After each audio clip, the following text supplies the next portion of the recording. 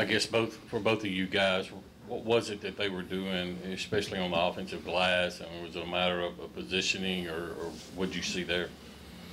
I just give credit to Coach Cal and especially Sheway. He got magnets in his hand. I don't know how he do it, but I guess it was just the physicality. I don't really know, but they just was working real hard on the glass. Tolu, obviously, Oscar was getting some, mid-range shots to fall on the game. I guess how tough, is he to defend when he can kind of stretch the floor like that? We knew he could shoot it. He's capable, but we were living with the results of those shots. If he shot 5 or 6 of those, that's a good position for us. But like you said, give credit to Kentucky. They did a great job. Go ahead, Robbie. Tolu, it's been a long time since the atmosphere's been like that tonight. I mean, what's your thoughts just seeing this crowd continue to grow for you guys and kind of where it is right now with the fan base? Yeah, it's great. I walked out, it was just a whole bunch of white, and I was amazed and I was thrilled. And I appreciate the fan base to continue to support us. I ask that they keep supporting us. We didn't give them what they wanted, but we're going to keep going. We're going to keep pushing. Go ahead, Tanner, and then we'll go back to Steph. Guys, this is the team you could realistically see again very soon. What is it kind of set in already, the mindset going into the next one? You want?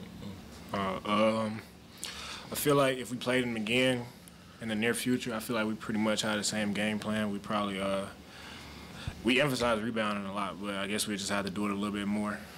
Yeah. Go to Steph, and then Jack, and we got time for a couple more. For both of you guys, I mean, you had that winning streak early in the season and obviously had the rough stretch. I guess what's kind of the message, the mentality, coming off a loss to make it, win the next time out and not, have another losing streak again? We can't hang our head. It's on to the next one. We just got to get back to the drawing board and do what we do best, and just work hard. All right, last one with Jack in the second row. Cam, when you're on the free throw line at the end of that game, you're down 3, you hit the first shot. Was going for the intentional miss something that you consider doing, or were you pretty set on trying to make that shot and going for another possession? I was trying to miss it, but my idea, what was going through my head was to miss on the back end, so it bounced up, give us a chance to tip it in or tip it out. But I guess it just failed. Coach, obviously the biggest difference on the stat sheet was the rebounds, and they, I think, 38-22 advantage and had 18 offensive rebounds.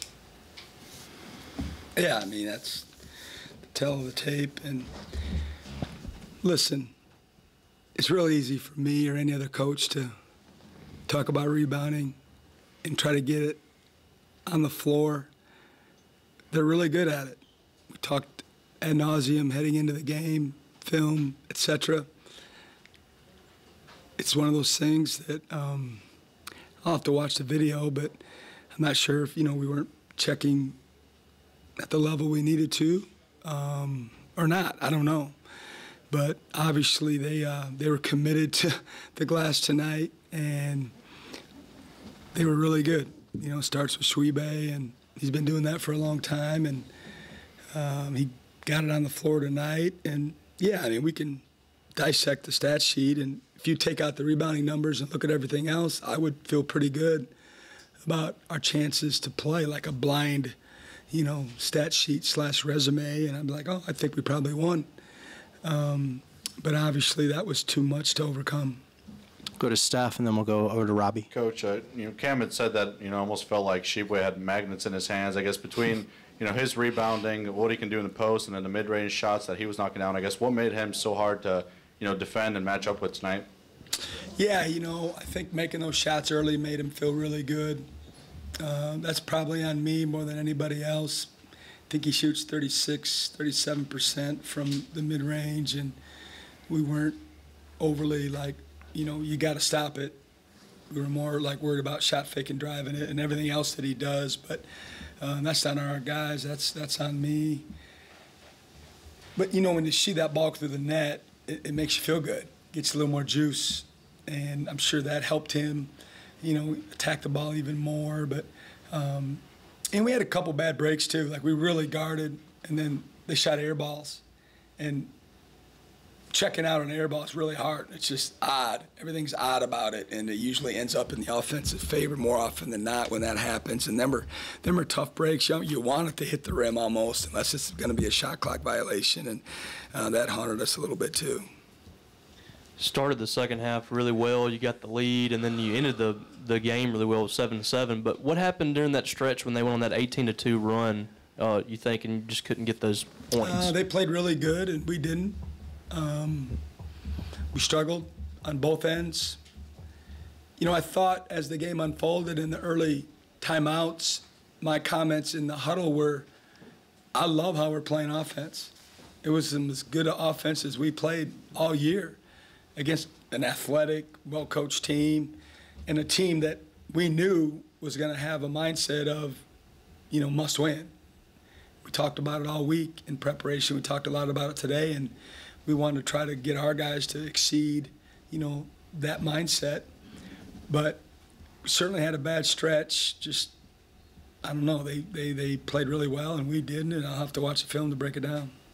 Go ahead, Steph. Coach, obviously, you know, looking back at the, you know, the hot start you had to the season, the struggles you went through now, you know, getting a loss to end this skid, I guess, what's kind of the message to your team to avoid, you know, having this, you know, kind of snowball a bit and being able to bounce back Saturday in Oxford? We'll talk more about that tomorrow. You don't have a choice.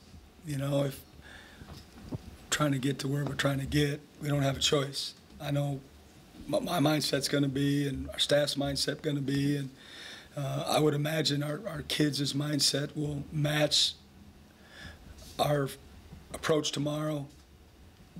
I think we'll get off the mat and get after it again and put a game plan together and get ready to play, you know, on our rivals' home court. So we won't have a lot of time to sit in it, if you will. We're going to have to regroup and get ready to play another one. We'll go to coach's left and Joel. Coach, it was still pretty electric out there all night long. Can you speak to the atmosphere that we had in the Humphrey Coliseum tonight? Yeah, it was awesome. You know, unfortunately, you know what, they led for 35 minutes of the game, and it kind of felt like us at Arkansas. You know, they kept the crowd out of the game because of how well they played, and they were in the lead, and that's just human nature.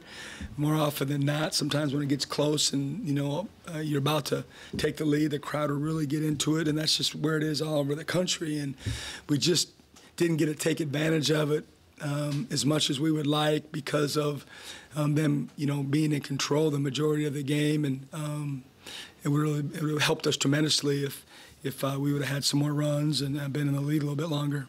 We'll go back to the cameras and Grace to coach's right. When you say trying to get to where you're trying to get, how often is that tournament and being kind of on the bubble? Is it something that you're discussing at the moment? How often is that brought up? And just how do you discuss that going into the next stretch of the last 3 weeks?